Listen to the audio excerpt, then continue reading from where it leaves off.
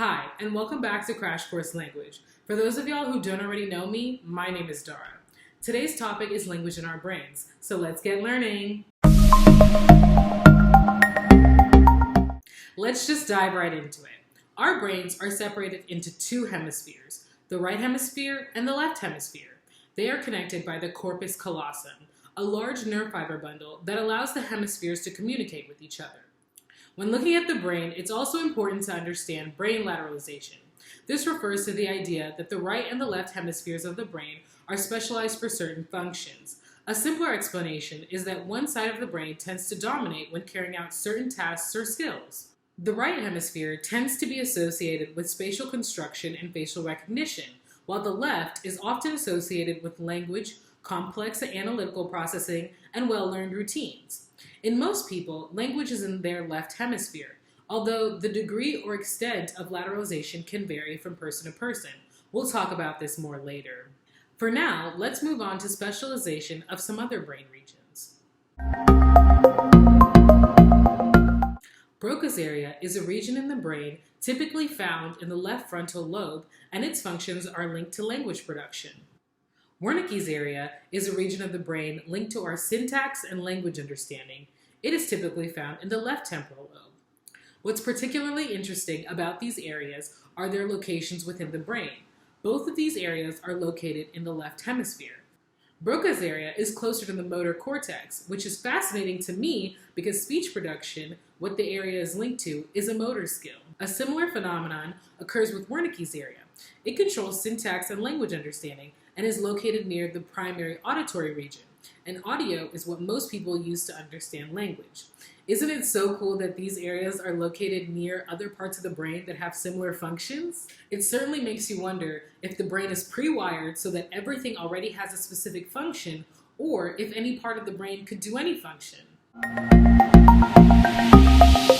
So now let's discuss two ideas about how the brain is organized. First is the equipotentiality hypothesis. It says that when we are born, our left and right hemispheres have equal potential for acquiring language. So, an individual's experience determines what parts of the brain do what. On the other hand, is the invariance hypothesis. It states that when we are born, our left hemisphere already has the adult specialization for language, and lateralization doesn't change with development. So the functions of each part is predetermined. From the first part of this video, you can probably guess that both hypotheses explain how the brain is organized, but in different ways. Yes, certain parts of the brain carry out specific functions in almost everyone, but in some people, areas of the brain perform different functions than in the average person to adapt to that person's individual differences. But don't just take my word for it. Let me show you some examples of this. Take, for instance, Broca's and Wernickes' aphasias. When these areas of the brain are damaged, people lose the ability to perform the functions connected to that part of the brain. Here's a clip of someone with Broca's aphasia. And what did you used to do?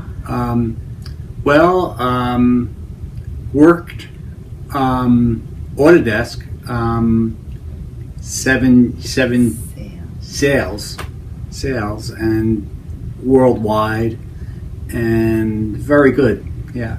As we saw in the video, with Broca's aphasia, people have impaired speech quality and no grammatical structure to their speech. However, their comprehension remains relatively unimpaired, so for the most part, they understand everything being spoken to them but are unable to provide a clear and cohesive response. Now here's a clip of someone with Wernickes' aphasia.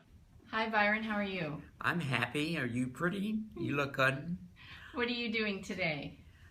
We stayed with the water over here at the moment and talk with the people for them over there. They're diving for them at the moment. They'll save in the moment. He'll have water very soon for him. With luck, for him. So we're on a cruise? With Wernickes' aphasia, those affected have little impairment to their speech fluency. So it's kind of like they're speaking a foreign language. However, they often insert words that don't make sense or create new words in their sentences. However, research has also shown that when children have brain injuries prior to learning language, they have a delay in when they begin to develop their language skills, but after that, they show nearly normal language abilities. Isn't that amazing? Well, that's all for today. I hope you enjoyed this episode, and thanks for watching. Bye!